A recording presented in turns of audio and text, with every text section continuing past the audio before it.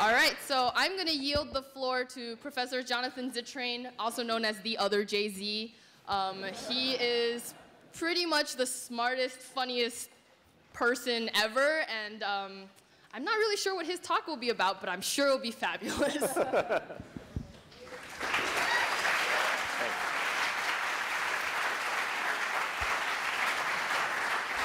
So first of all, I should say I have jz.org, so who's the other Jay-Z now?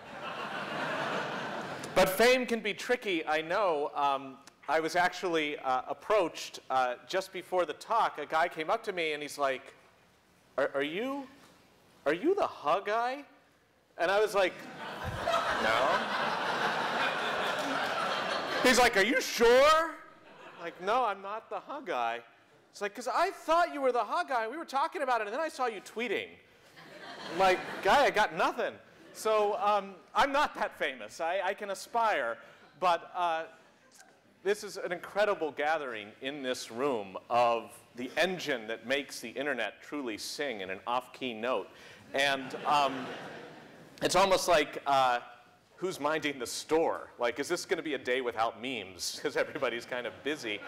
And it's sort of like the State of the Union address. I understand that Tim Hwang has been sequestered elsewhere in the city in case some terrible accident should befall the room, and then the internet would be without us. So I don't know that I do consider myself sort of one of these internet raffle people, hence the coat and tie, just in case you were confused. And I do, though, have some background that I think bears on this phenomenon that turns out to be kind of hard to explain. I don't know if you have friends kind of not part of this tribe who are like, oh, so what are you doing this weekend? I'm like, I'm going to ROFLCon. And they're like, you're what? And you're like, you know, Tron guy. And it's, can we just get this out of the way? Where's Tron guy? Tron guy, yeah!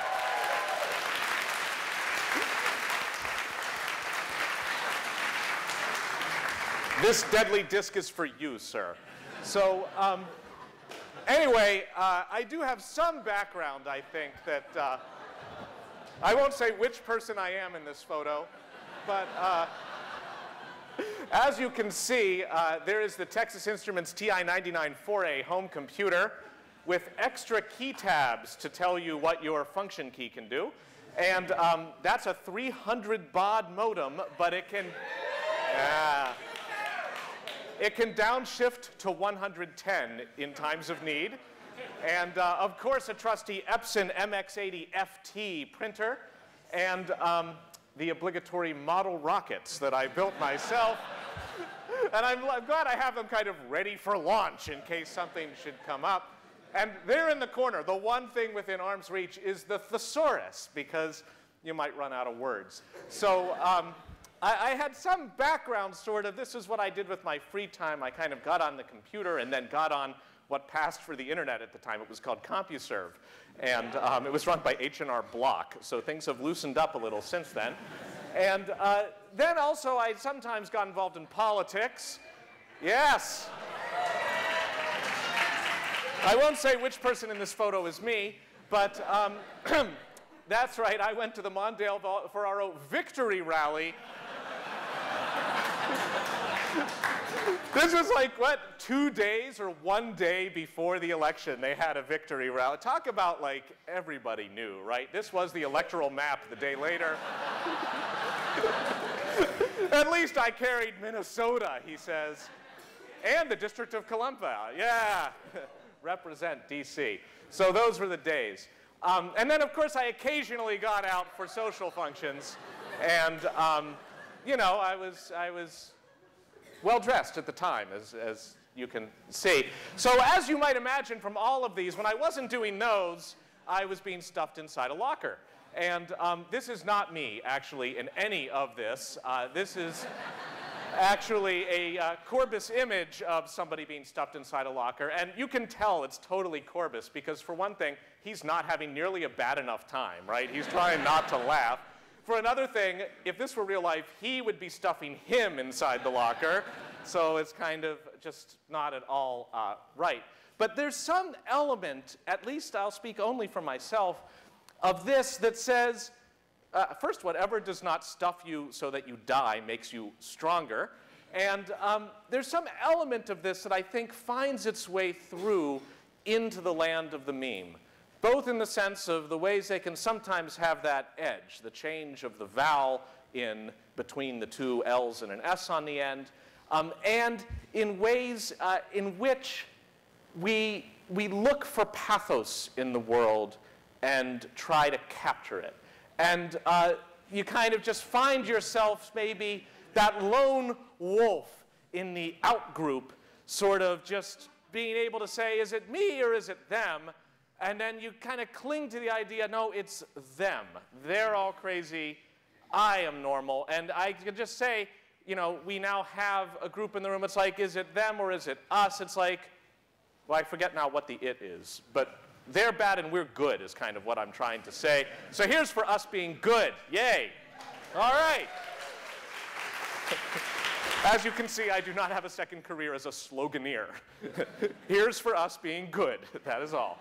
But that opens us up to the charge that this is somehow not real life. Although, of course, this is totally textured because this obviously isn't real life either. But it's the idea of this zone as a form of retreat, as a form of sort of separation from the world at large. But then beyond it is the idea that we are the world at large, not in numbers, but in some attempt to strike a note of authenticity. That's the weird thing. At the base of a lot of the memes is some authentic, unguarded, involuntary moment. There's artifice around it, but there's something that isn't artifice under it. Now, that's not always the case. Sometimes a meme is just one thing. Like, okay, that, to me, that never gets old, right? You could watch that as many times as you want, and you're just like dramatic hamster, and yes, I know it's not a hamster. That's part of the fun of some of the things that get taken up in this space. It's like sometimes a hamster is just a hamster, even though it's not. And there are other times, though, when you realize that it's striking closer to a certain core, and that that's what we relate to rather than just the innate cuteness of the moment. And the phenomenon by which we can establish these phenomenon are ways in which we take that solitary feeling and we manage to make it a group. Now, there can be then crossed wires if it feels like it's getting somehow commercialized or inauthentic. I don't know how many people in the room participated in the action against Hot Topic for daring to feature this T-shirt. Did anybody actually participate in the action? I guess, no? Not so much? I had to talk to the Hot Topic CEO. You had to talk to the Hot Topic CEO.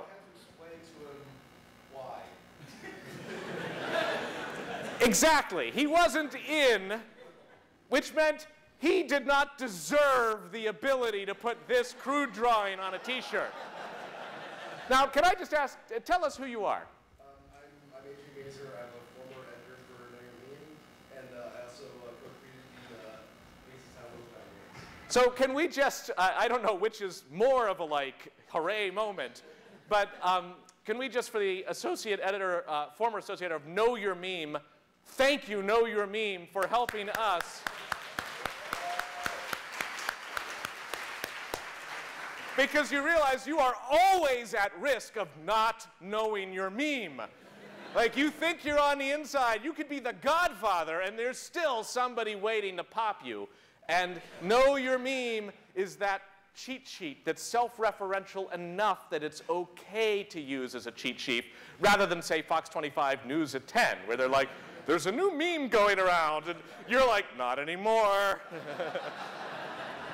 So you talked to the guy from Hot Topic, and what happened? The secretary was very familiar. The secretary? The secretary was more familiar. This is not like Secretary of State secretary. This is like the assistant. Yeah. The teenager working whatever called center desk at Hot Topic was more familiar with this Yes. And so, They were just like,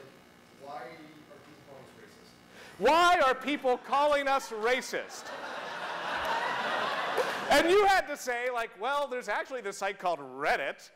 And the assistant is like, duh. And he's like, I haven't seen this on Fox 25 News at 10. You won't until there are the Reddit murders. I don't know what those are yet, but trust me, they're coming. So, right, Reddit gets upset at the selling of the t-shirts. Now, the racist twist comes in when it's like, that's right, we're going to go after them by making this into a racist meme. So, I didn't realize, by the way, that Know Your Meme does personal consulting. I need a lifeline. He called them and was like, are you aware of this? And they were just completely oblivious. Uh-huh. And they were like, we'll get back to you.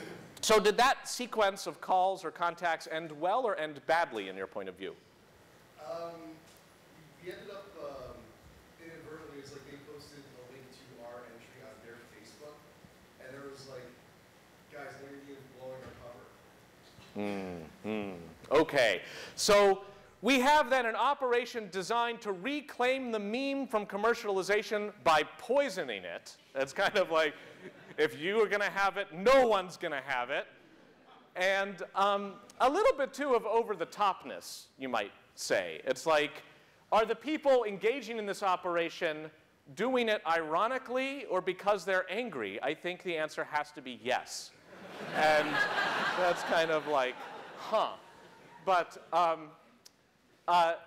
it's the idea that it's not just then one lone wolf. It's actually a whole group of them able, yes.